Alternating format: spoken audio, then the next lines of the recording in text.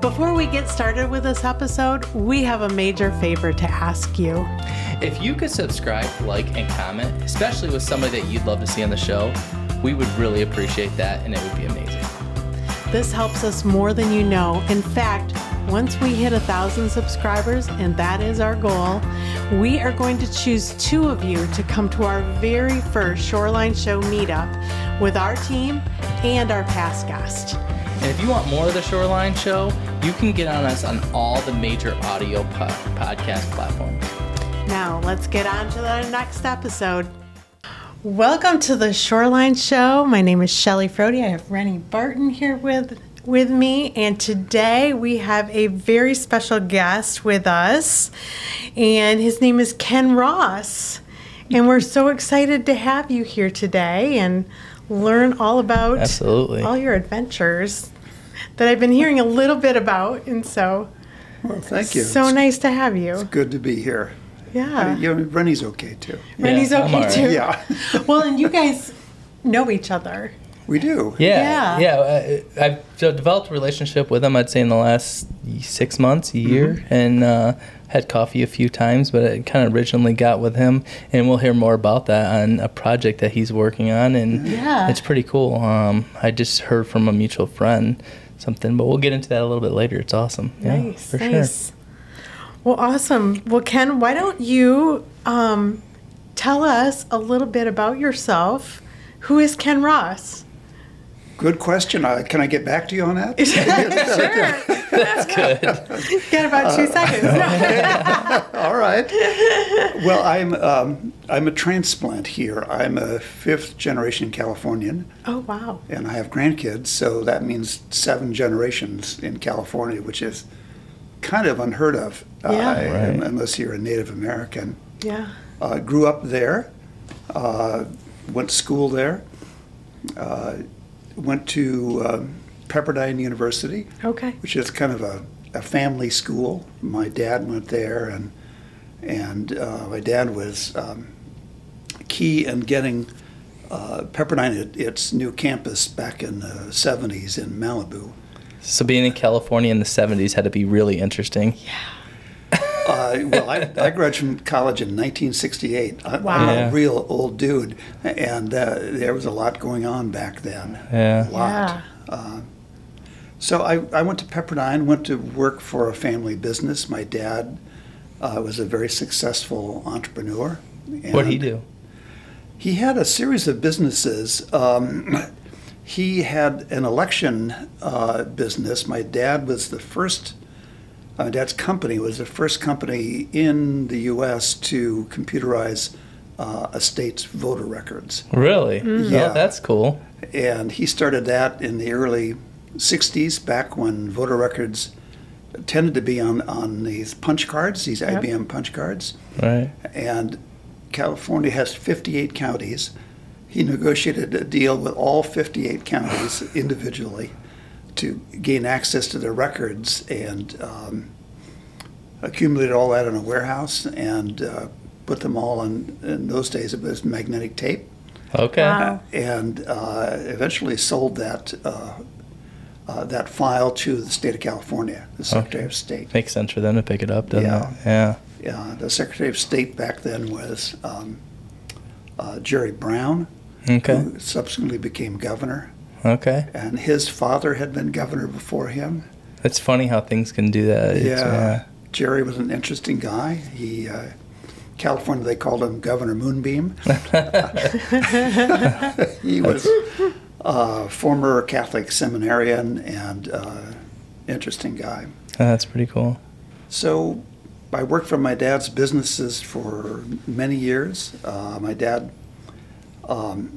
was elected to the State House in California when he was 29 years old, and decided that that was not a way to make a living.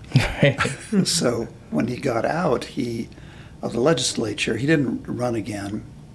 He became a lobbyist. Okay.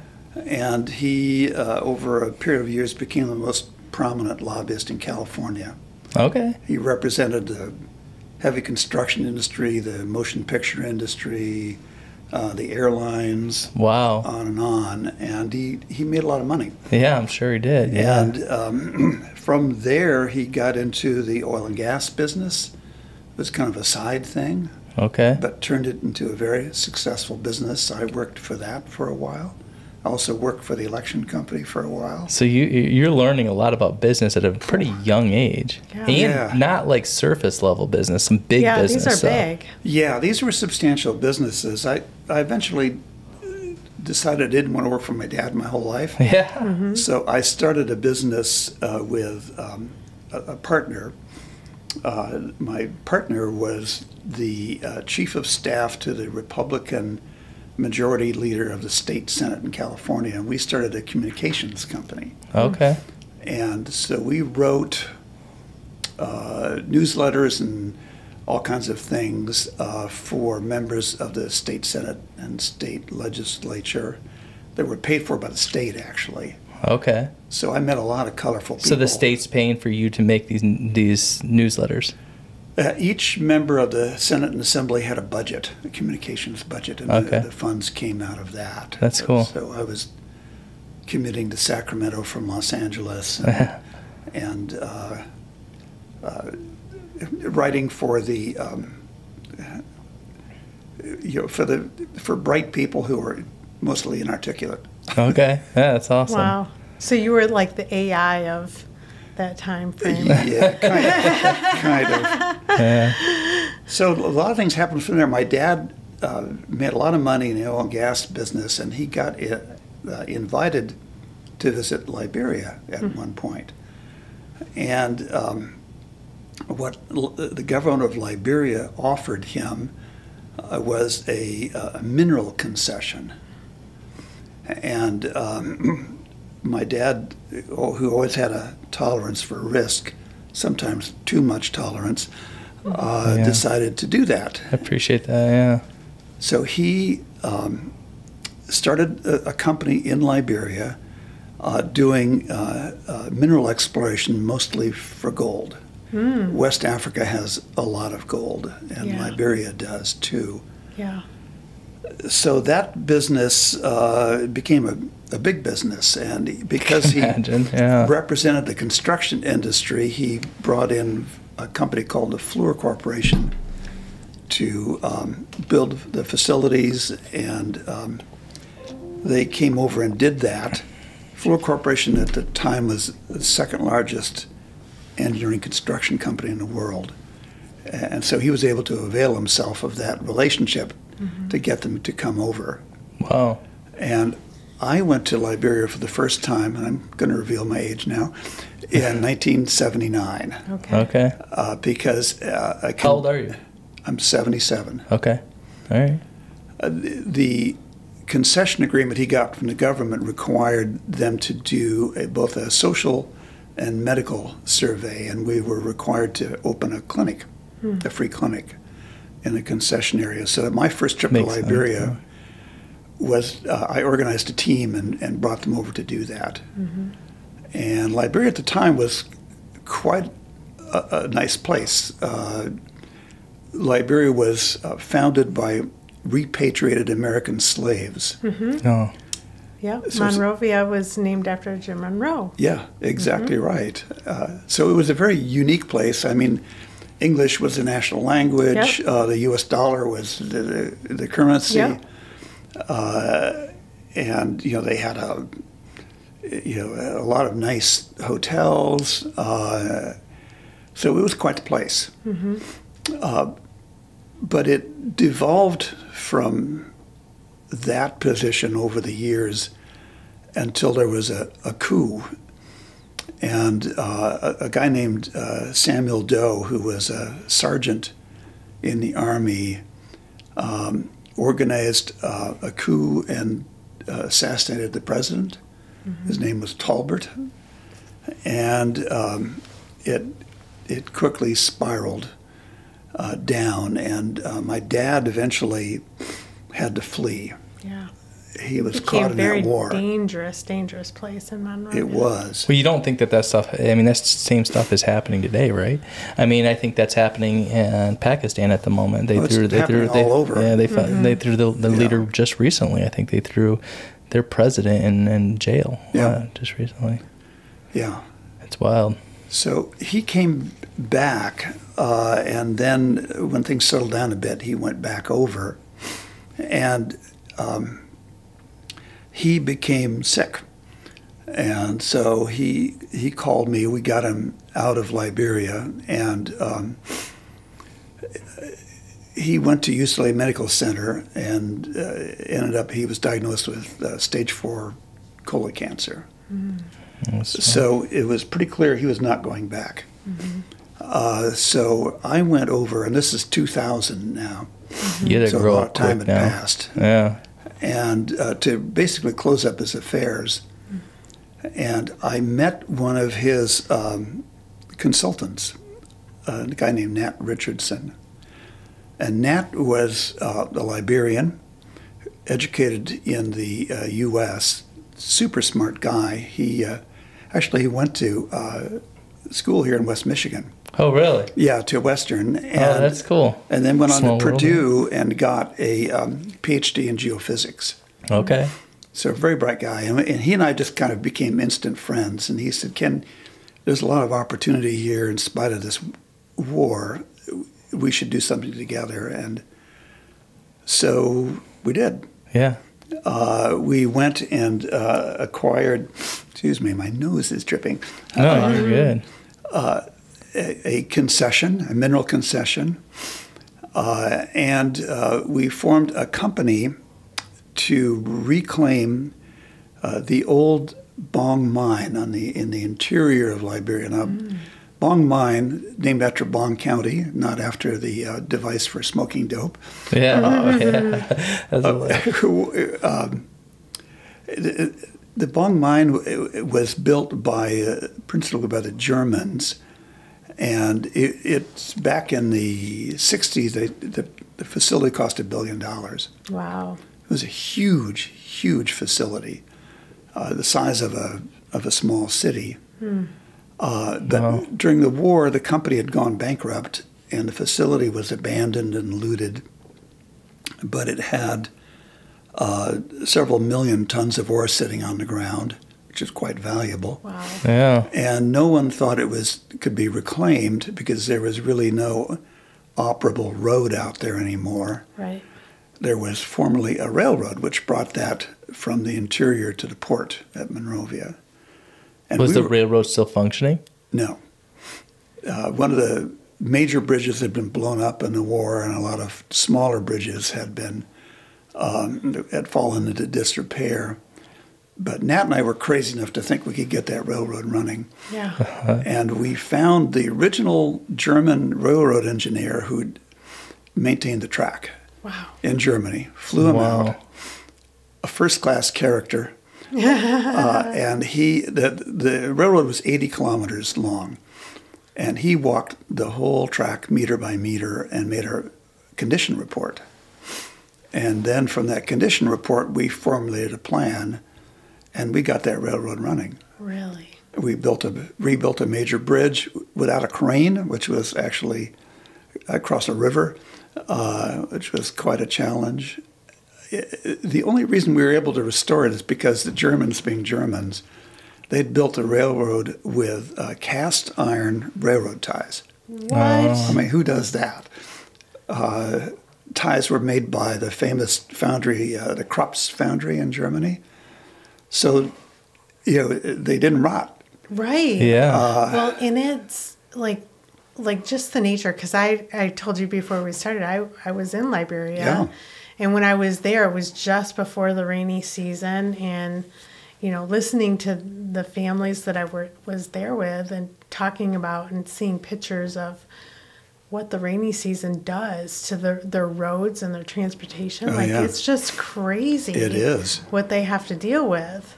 It is. And you're telling me about a railroad, and I'm thinking to myself, how in the world, how many years old was this railroad track, And you got it up and running again? We got it up and running, and we bought 3 used locomotives in Germany. Had it shipped over. We rebuilt them in Liberia. Yep. And repainted them. I think I sent you a picture of one of the engines.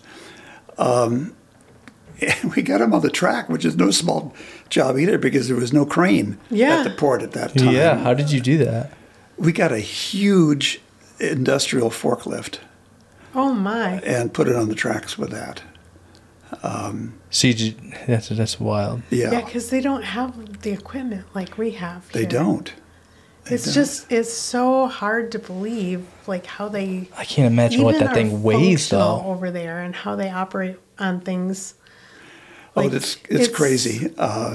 Because they didn't have a crane. They had a hard time unloading ships too. Yeah. Containerized ships. In fact, one year I was there, a ship sank right at the dock because the guys who were unloading it knew nothing about unloading it, and they unloaded all one side at a time, and it just rolled over. Yes. And they had no way to recover any of that. Yeah. But we got that up and running, and that's wild. We built passenger cars. We were going to use that to haul all the ore out. Mm-hmm. So we had to rehabilitate some of the old rolling stock. And the people had stolen the bearings out of the wheels. Really? Yeah, for some reason. But the rest of it was still there. They were too big to move. So we bought bearings for all these old ore cars and got that running. And we knew How long did this take? 2 years. Wow. There was a demand for that quarter from small merchants and businesses to get their farm goods and charcoal from the interior to the port. So we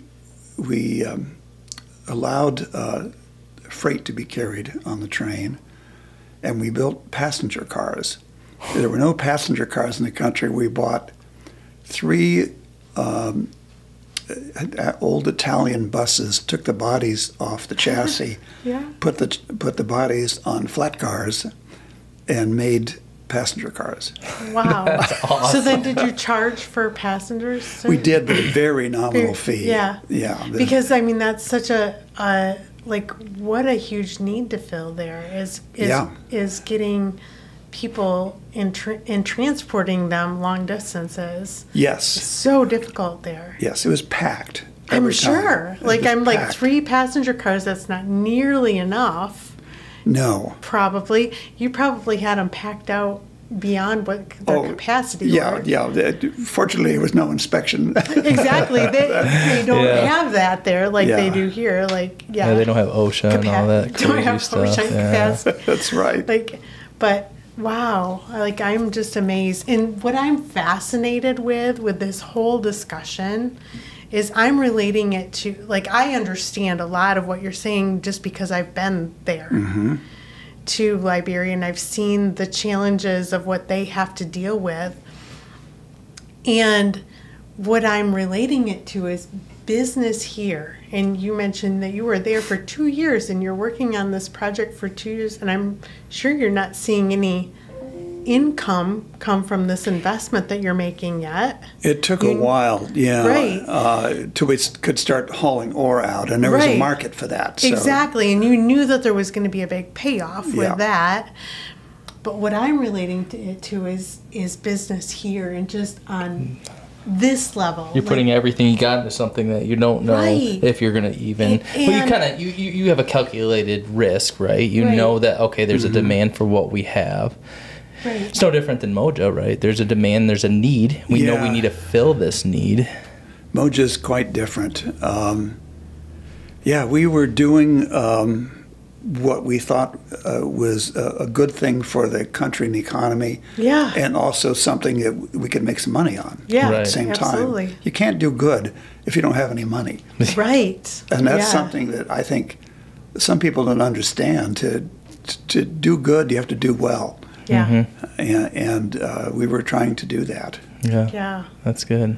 Yeah. And as you know, people in Africa and in Liberia in particular, they are resourceful. They are. I mean, they do unbelievable things with nothing. Yeah. So we got that plant. The plant was ruined, Yeah. but the plant had a huge. How big was that plant? Oh, it covered square miles. It was huge. We were going to salvage the whole plant eventually, too, all the steel in it. But it had a rock crushing mill, huge one, which they used to make ballast for the rail line. You know, the rock that goes in the center of the track. Mm-hmm. Yeah. And what we figured out is that there wasn't a rock crushing facility in the entire country. So it's hard to build with cement or build roads without aggregate. Right, especially there because it's all mud. Yeah. Yeah. So we got that up and running, and hauled aggregate to the city for sale to construction I'm actually companies. surprised that somebody else in Liberia didn't see the opportunity to sit there and say, okay, there's a demand here. We need this. No one did, not even the government. Which is wild. And so we got Well- a 50-year lease on that place, Yeah. which is part of the story too. Do you think part of that is just the corruption that's going on in the government there, that they don't see it? Corruption's a big issue there, Yeah, but it's also huge. just a lack of vision, Yeah. short-sightedness. Right. The end of that story is that after we got the railroad running and started hauling things out of there, the government got really interested. Oh yeah. I'm sure. That's how it always And- goes. Somebody creates something and somebody wants to take it. And that's what happened. Happens over and over again. Yeah. Yep. The price of iron ore went up, so it became economic to reopen the mine. It was a big open pit mine, huge open pit. It was a lake when we got there. It had filled up. Yeah. So the government expropriated the company and sold it to the Chinese. So sad. So Yeah. didn't you have a 50-year lease though, or did they just We say? did. So how did that play out? Not well for me. I mean, they just made up a reason to cancel it, and there was nowhere to appeal. The sad part about that I hear over and over again is, especially in a lot of areas of Africa, is the Chinese are buying a lot of it up, Yeah. and they're taking advantage of it and not giving back to the people of those areas. Yeah, there were two large iron ore mines in Liberia, and both of them ended up being bought by the Chinese. One was originally bought by an Indian company, but the Chinese got that one too, and then my company. Wow. And we had, 300 employees, and they didn't keep them, of course. So how was the exit there? Was it like what? And then you just said one day I'm packing up and we're gone, or like what does that look like? Well, They send officials in, We or? fought it all the way up to the Supreme Court in Liberia, but Oh, you did. but the court was corrupt, so that got us nowhere, and we extracted a very small settlement compared to the value of the property, about $2.5 million, but most of that went to our employees, Yeah. and there was just nowhere to go with that. I mean, the Chinese gave them an earnest money check for $44 million. You can't compete with that. No. That's so sad. Yeah. And I just can't wrap my head around why they would give away. I don't understand it. I'm sure there were smarter people than I am involved in that. Why they would give away such a valuable resource, especially somebody that's helping.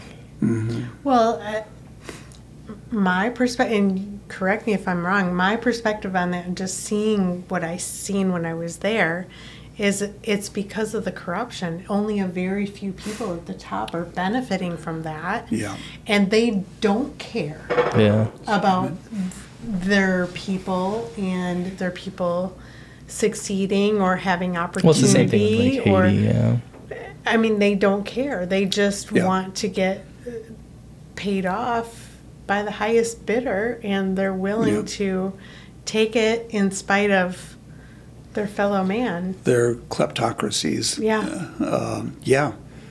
It's very, very sad. I knew personally 3 of Liberia's presidents. George Weah, his term is coming. His second term is coming to an end now, but he's a guy with very little education. He was a soccer player. Mm-hmm. It's pretty depressing, actually. Mm-hmm. Colonialism was terrible, but it was replaced by something equally terrible in most places in Africa. Mm-hmm. Yeah. So you told me at one point in this story, like how did that exit the story when you had people come in and take over your office? When did that play in? Oh, that was a second company I had, and that was a mineral exploration company, and we were...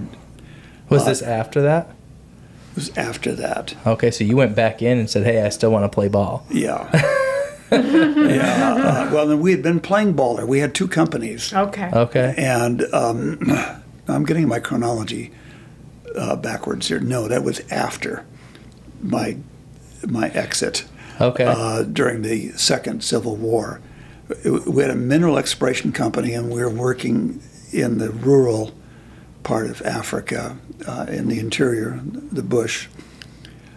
And the Second Civil War was escalating, and it was getting pretty dicey where we were. We were in a region called Kokoya. And it became clear that I needed to get out of there. I was getting radio messages, that the embassy was saying all Westerners need to get out. Mm-hmm. But I had a crew there, and that crew included a couple of Canadian drillers.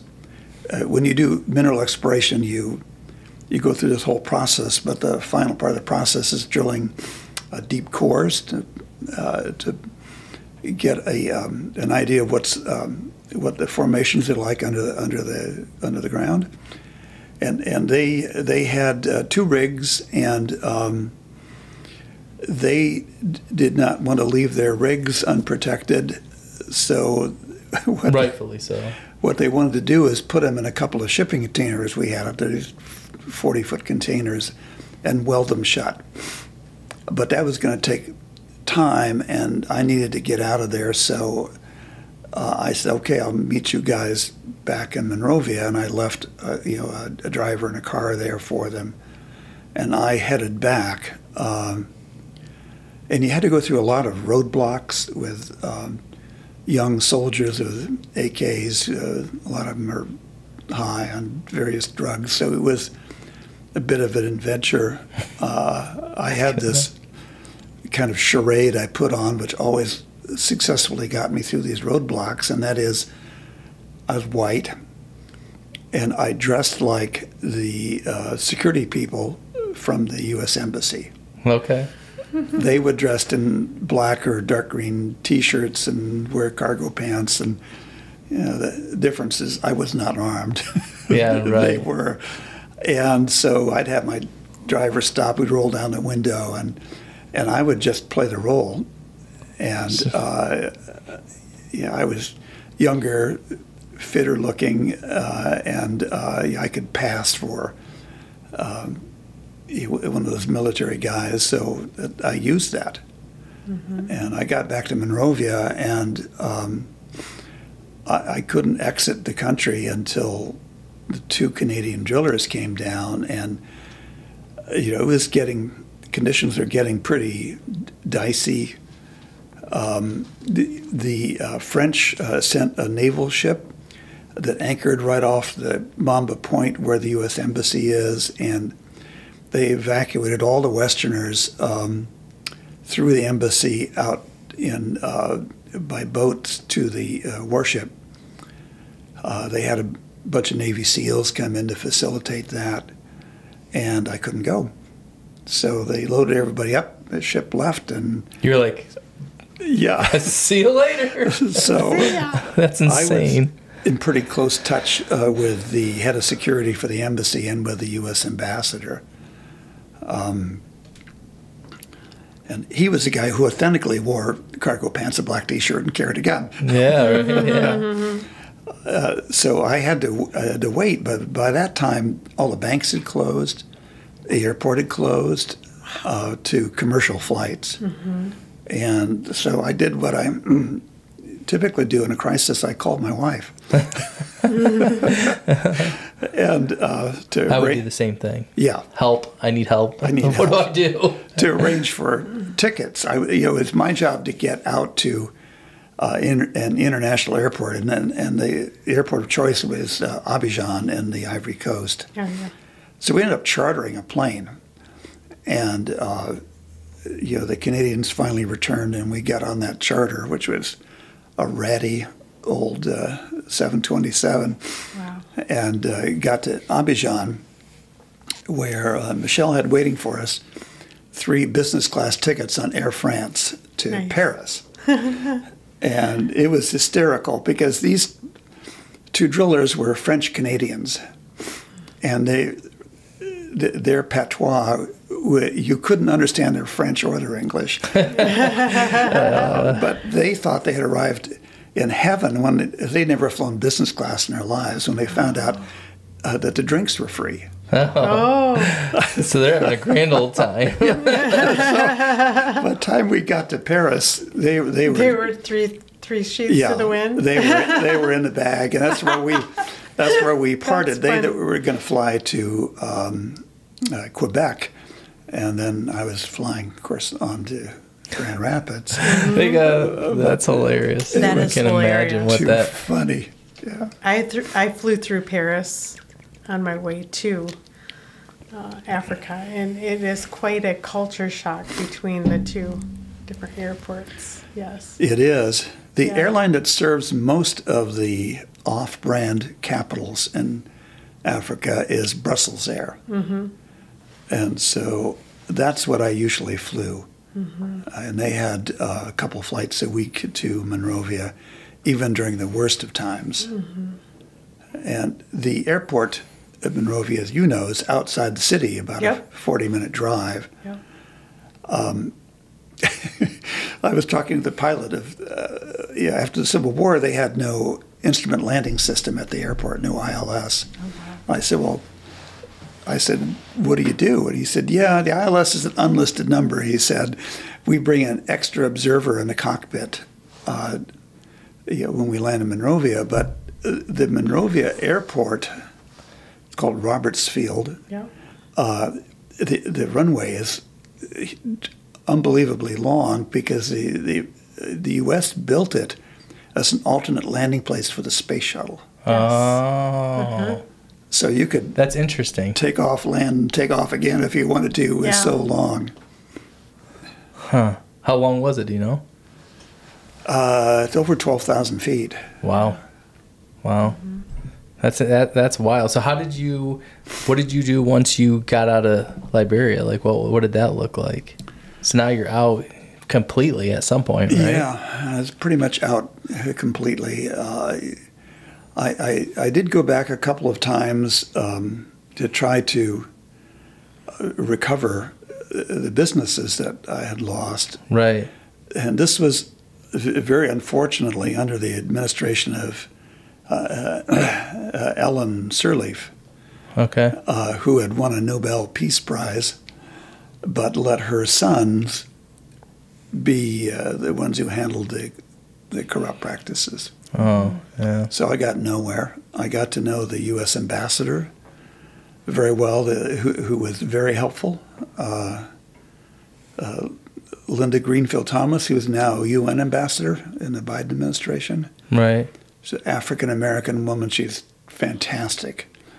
But she just didn't have the ability to help me recover. Yeah, you have to have a team to play ball, right? Sometimes, and if she can't do nothing because they're not willing to play the game, Yeah. there's nothing you can do. I mean, we're bound as Americans by the Foreign Corrupt Practices Act, Right. which is pretty strict. So you don't have the same flexibility as people who have no moral compass. Right. Right. So when you said you went back there to try to recover some of that, how did that work out? Did it like, what did that look? It didn't. We were in kind of a pinch. We were living off some of the proceeds from that really pathetic settlement we got. Right. And that's what got us thinking about Moja. Okay. Yeah, how could I leverage Yeah, everything? explain that. What is Moja? Like, how did you get into that? And what is it? Well, it was my plan B. I wanted to be able to leverage what I knew about years and years of working in Africa and build a business that couldn't be expropriated. Right. And Moja exists in cyberspace. It's an app, Okay. so it cannot be expropriated. But one thing I had noticed over the years is that Africa has incredible entrepreneurial talent, They do. but no tools to succeed. Well, if you just look at even the numbers in general, Africa has so much going for it. It does. But because of a few individuals, it really ruins it, Yeah. right? Yeah. And you look, and I mean, even for their population in general, they have one of the youngest, some of the youngest people. I mean, they have the youngest country out there, I think. Out of all It's the the kids, youngest continent in the world. world. So, and you look and say, I mean, I believe that countries are ran just like any business. If you have a business here in the United States and most of your people are 63, 64 years old in your company, you have a huge problem coming. Yeah, or even 77. Right. Yeah. But you see what I'm saying? There's a huge problem for the sake of you're going to have a majority of them retiring. You're going to have, and this is, this wave's coming for your company. It's the same thing with major countries, right? So you look at like even China, they had the one child ban. What did they release that like 15? How many years ago was that? Like 15 years ago? Longer than that, I think. 15, 20 years ago, but now they're running into this huge problem where they have people wanting to reproduce and they didn't have it because they would adopt all the females out because they Right. want to. So, and then you look at like health reasons like Russia and all these countries that have huge major health problems, they're dying at their death rate 65, 66 years old, right? So then you're left with Africa over here that they have a very young population. They do. Which is huge and very beneficial for them when it comes to if we can embrace their entrepreneur spirit over there, what that country could look like, let's say, in the next 40 years. Yeah.